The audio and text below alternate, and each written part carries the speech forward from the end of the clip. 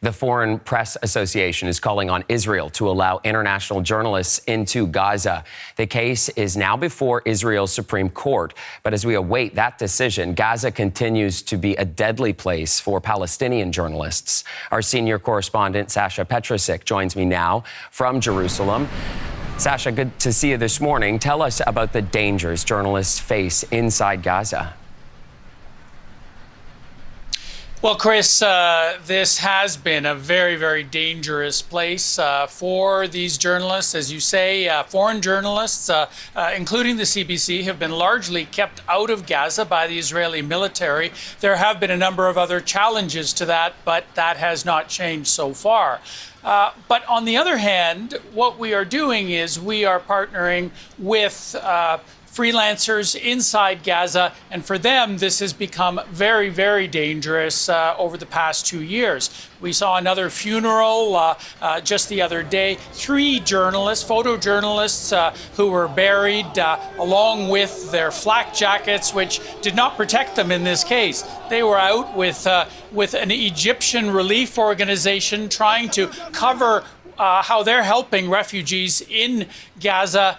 One of the photojournalists sent up a drone, and almost immediately, according to eyewitnesses, their car was hit with an Israeli airstrike. Now, Israel said that it noticed the drone. It said it thought it was a threat to its troops, and it then went on to say that the drone was connected to Hamas, the militant group, but it hasn't provided any proof of that. The journalists and their families are saying that that's not the case, that they are trying to actually be the eyes and ears of the world in a place where many journalists, most international journalists, are being kept out by Israel. Here's what one of those journalists had to say.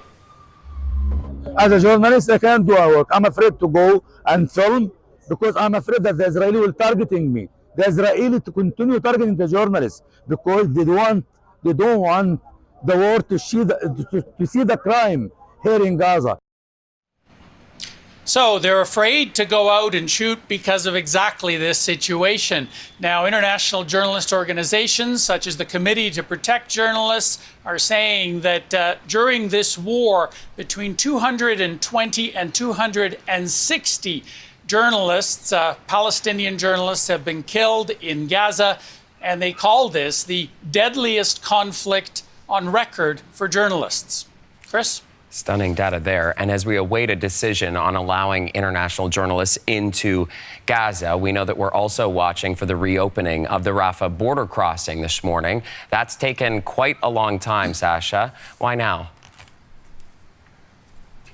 Well, there was an event yesterday, late yesterday, when Israeli troops were in Gaza, and they found the body of the last deceased hostage among the 251 who were kidnapped, taken into Gaza back on October 7th, 2 years ago. The Israeli military brought that body out. That was considered really a very significant move for many Israelis. This is kind of a way to try to put the war behind them. For the government, it was a kind of a last final condition that had not been met by Hamas, or one of the last final conditions, before it was going to go ahead with the ceasefire plan, the one that U.S. President Donald Trump had introduced, which has been moving forward, but Israel has been very reluctant on one point, and that is to open the Rafah border crossing down south between Gaza and Egypt, which will really be the only opening for Palestinians to move in and out of this territory. Most of them have been trapped there throughout this war, trying to basically stay safe without the option of leaving and also of coming back. So this is starting to be put in place. Starting tomorrow, they're going to put in the conditions in place, and then later this week, the actual movement of people could start. On the Gaza side, it will be run by Palestinian police, as well as some troops from the EU who've been sent in to supervise, and of course on the other side by the Egyptian military. So a really big move much anticipated by many Palestinians in Gaza who are feeling that all of a sudden, even if they don't leave, at least now they have options and they're not trapped as they've been since the beginning of the war. Chris? All right, Sasha. Well, we will have to check in with you later on this week as that is starting to happen there on the ground. But for now, Sasha Petrusik for us live. Thank you so much.